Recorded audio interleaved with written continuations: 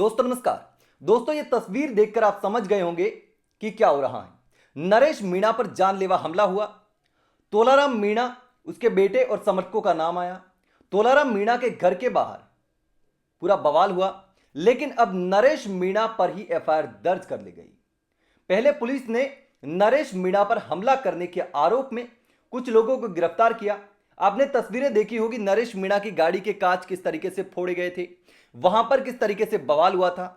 और नरेश मीणा जब वहां पर मौजूद थे तो नरेश मीणा पर हमला होने के बाद प्रमोद जैन भाया के समर्थक तोलाराम मीणा जो कि सरपंच उस गांव के, उसकी गाड़ी को आग लगा दी गई।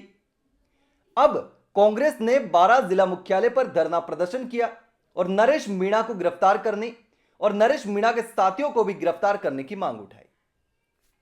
अब नरेश मीणा पर एफआईआर दर्ज हो गई। नरेश मीणा को जेल में डालने की तैयारी की जा रही है।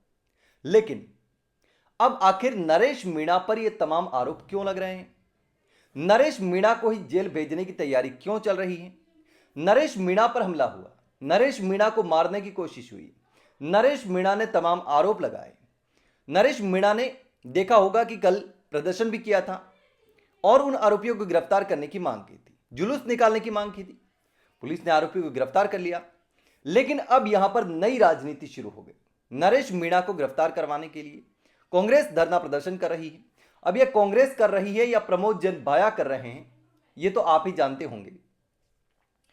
कल से एक पोस्टर लगातार सोशल मीडिया पर शेयर किया जा रहा था कई लोगों के द्वारा कि नरेश मीणा और उसके समर्थकों के द्वारा तोलाराम मीणा के घर जो तोड़फोड़ की गई, उनकी गाड़ी को आग लगा दी गई, उसको लेकर के कांग्रेस धरना प्रदर्शन करेगी, न्याय की मांग करेगी और आरोपियों की गिरफ्तारी की मांग करेगी। अब उनके लिए आरोपी है नरेश मीणा और उसके समर्थक। लेकिन दोस्तों आपको क्या लगता है? अब नरेश मीणा पर एफआईआर दर्ज कर ली गई है और टोटल लगभग 14 लोगों को इस मामले में आरोपी बनाया गया है। अब पुलिस जांच कर रही है, तो क्या नरेश मीणा अब फिर से जेल जाएंगे? नरेश मीणा की गलती इसमें क्या है?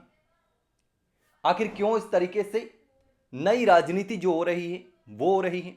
लेकिन दोस्तों इस पूरे मामले को देख करके आप क्या सोचते हैं? आपको क्या लगता है आखिर क्यों इस तरीके की राजनीति हो रही है? 12 अंता से नरेश मीणा ने चुनाव लड़ा, जबरदस्त तरीके से चुनाव लड़ा, प्रमोद जैन भाया जीत गए। आरोप लगे कि प्रमोद जैन भाया ने 10-10 हजार रुपए देकर के एक एक वोट को खरीदा। नरेश मीणा ने अच्छा खासे वोट हासिल किए, बीजेपी को नुकसान हुआ। और उसके बाद नरेश मीणा ने प्रमोद जैन भाया पर खूब आरोप लगाए, खूब दबा के। जब वो चुनाव प्रचार कर रहे थे तब भी भ्रष्टाचार के बहुत आरोप लगाए। बाठा खा गयो, बजरी खा गयो, पूरो को पूरो गांव खा गयो, इस तरीके के नारे अंता चुनाव के दौरान चल रहे थे। तो ऐसे में हो सकता है कि अब कहीं ना कहीं प्रमोद जैन भाया को भी मौका मिल गया हो कि अब नरेश मीणा को किसी तरीके से फंसाया जाए, यह भी हो सकता है। लेकिन दोस्तों आपको क्या लगता है? कमेंट में जरूर बताना।